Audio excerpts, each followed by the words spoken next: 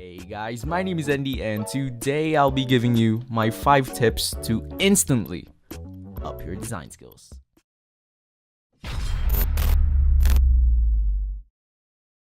So for tip number 1 would be on camera raw filter and photo looks. So tons of people in the design community have been saying that camera raw filter is much more better than photo looks, and also some people have been saying that photo looks gives much more than camera raw filter. But in my opinion, camera raw filter and photo looks are both nice to use, but I think camera raw filter wins this one. But photo looks, in the other hand, also gives a variety to use, because some options on the photo looks you can't have them on camera raw filter, but it'll depend on the person anyways on which is much more better. But camera raw filter is already implemented into Photoshop, but photo looks you have to download from a third-party software. But don't worry, I'll be giving a download link in the description so that it wouldn't be a hassle for you guys if you want to use photo looks. So what camera raw filter offers is 8 options, excluding the presets tab. So these 8 options are basic, tone curve, detail, HSL or grayscale, split toning, lens correction, effects, and lastly would be camera calibration. What I think that really makes a difference in your design if you're going to use this will be HSL and camera calibration, because these 2 options can change the color of your design or even make it different when you just first start making your design. But in the other hand, there is photo looks. So photo looks offers a lot of options to use. So there is 5 tools that you could use there, and those 5 tools are subject, matte, lens, camera, and lastly would be post. These 5 tabs offers a lot of filters and effects to add to your design, but the only effects in my opinion that you'd use on here would be diffusion, light flex, the chromatic aberration, I think that's how you pronounce it, and lastly would be lens distortion. But I think it'll still depend on the person on however you'd like to use this, because there is much more effects to use on here. It's just my opinion that I think these are the only effects that you need to use to make your designs look much more better.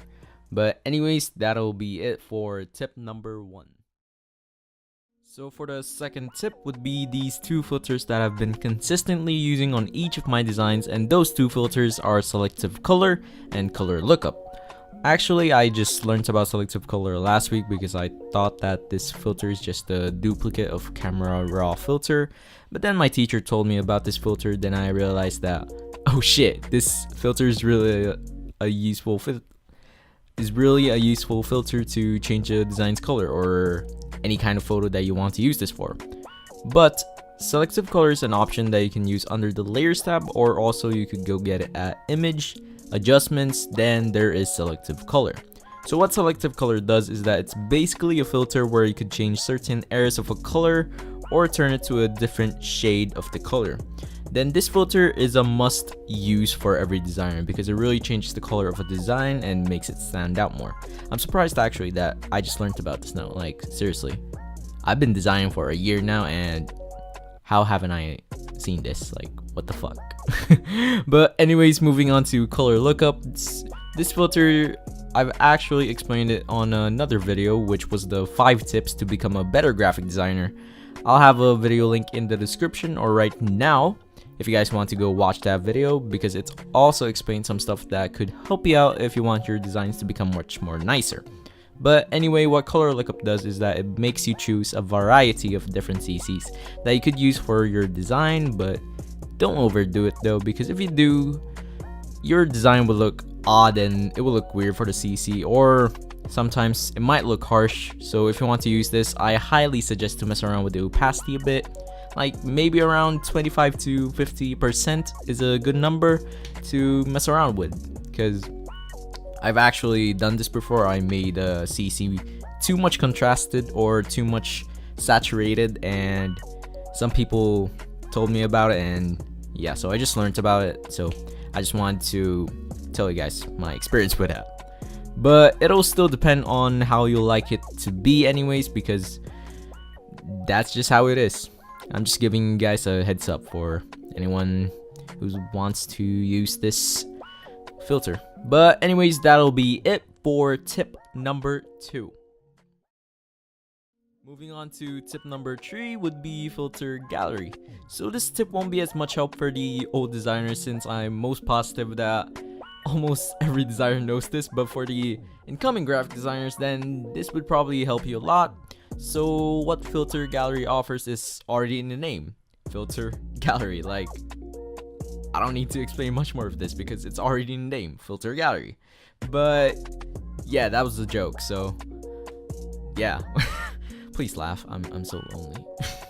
But anyways, there's a lot of filters on this, but from my perspective, the only filters that you're gonna need on here would be grain, glowing edges, and chrome. Then the rest is just optional. And also, if you're gonna use the 3 filters that I suggested, make sure to just make them as linear dodge for the glowing edges and overlay for the chrome. Then lastly, grain, just set that to normal.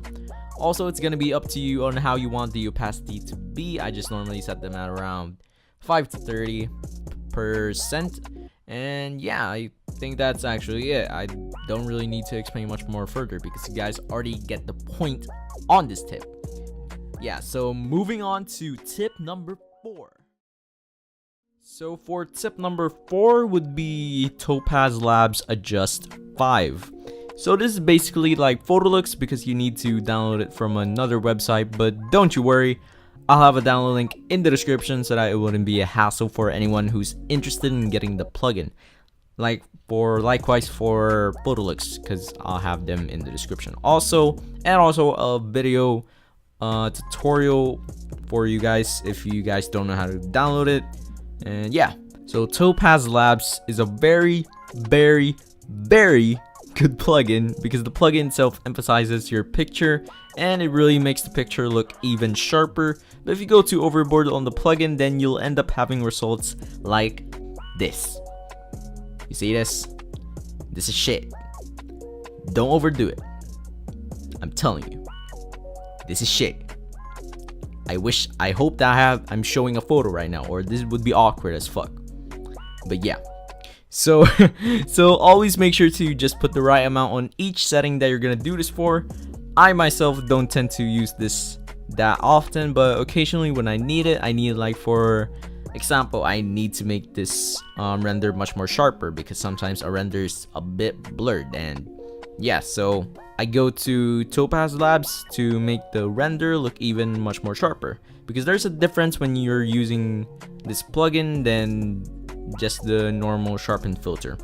So that's it actually on the Topaz Labs Adjust 5. So let's move on to tip number 5. But anyways, the last tip is gonna be this smoke texture. I know this is not something that you could get out of Photoshop, but for months now I've been using this particular texture and it really changes the way on how your design look. That's why I included it on here. But it'll still depend on the design though, because sometimes this texture work for some of the designs that you're gonna work with, but most of the time the texture works like a charm, like for real. So to use this, I highly suggest that you guys would put this on overlay, and for the opacity, it'll be around 30 to 50%, but it'll still depend on you guys on how you like it to be. So that is gonna be the last tip. I'm finally finished, and yeah, so let's move on to the end of the video. So anyways, thank you guys for watching my video. If you guys enjoyed the video, please leave a like. It really helps out the channel, and also hit that subscribe button as well because I'll be doing weekly videos on here at around Saturday 6 p.m. on each channel. It'll be on my time, GMT plus 8 o'clock. And also if you click on that bell button, it'll notify you whenever I upload a new video on the channel, and you'll be the first one to watch it. But anyways, thank you guys for watching, and I will see you guys in my next video. See you later, guys.